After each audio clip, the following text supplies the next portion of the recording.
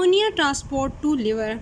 Basically यहाँ दो mechanism हैं जिससे सारा का सारा अमोनिया ट्रांसपोर्ट हो जाता है पेरिफेरल टिश्यू से लिवर में वो ट्रांसपोर्ट हो गया, फिर कन्वर्ट हो जाता है अमोनिया यूरिया में, और यूरिया से वो फिर किडनी से एक्सक्रीड हो रहता है। तो अमोनिया में बेसिकली सारा नाइट्रोजन है, जितने भी अमाइनो एसिड ब्रेक डाउन हो रहे हैं, जो भी प्रोटीन होती है वो in the form of ammonia convert हो रही होती है, और अमोनिया जो होता है वो फिर वो कन्वर्जन हो जाती है यूरिया में इन द लिवर, और फिर वो एक्सक्रीड हो जाता है। तो सारे के सारे अमोनिया को बेसिकली कहाँ जाना है, लिवर में जाना है। तो यहाँ दो जितने भी पेरिफेरल टिश्यूज़ हैं, तो अमोनिया डायरेक्टली तो डिफ्यूज़ आउट हो नहीं सकता ब्लड में, तो उसके लिए दो पाथवेज होते हैं, दो मैकेनिज्म्स होते हैं जिससे अमोनिया हमारे पास लिवर में आ जाएगा और लिवर से फिर कन्वर्जन होगी। तो एक पाथवे जो होता है वो ग्लूटामेट वाला होता है, सेकंड ग्लूटामीन पाथवे, दूसरा जो होता है वो एलेनिन पाथवे।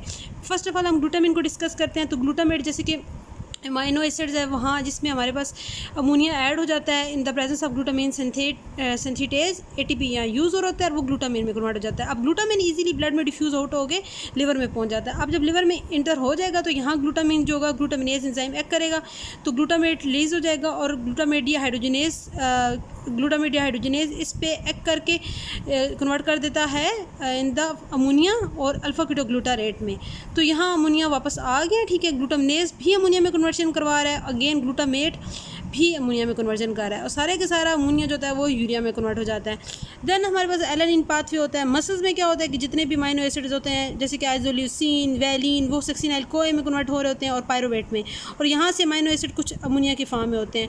तो अल्फा कीटोग्लूटारेट जो होता है ये कीटो एसिड है, ये अमोनिया के साथ कंबाइन करके अमाइनो एसिड बना देता है ग्लूटामेट। फिर यहाँ ट्रांसअमाइनेशन होती है पायरोवेट और जो ग्लूटामेट होते हैं, इनकी ट्रांसअमाइनेशन के रिजल्ट में क्या होता है, एलेनिन बन जाती है और अल्फा कीटोग्लूटारेट बन जाता है। अब एलेनिन क्या होता है, एलेनिन यहाँ से डिफ्यूज़ आउट हो गया, दोबारा से लिवर में जा रहा है।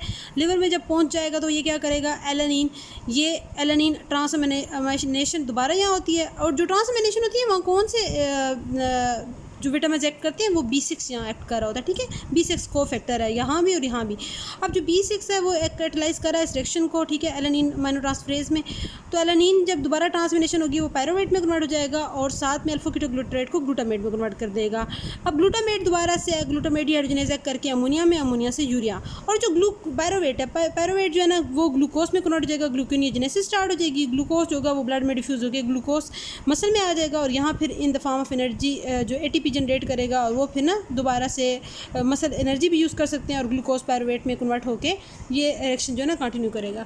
तो होप्स हो ये आपको सारा जो ट्रांसपोर्ट है वो इजीली समझ आ गई होगी।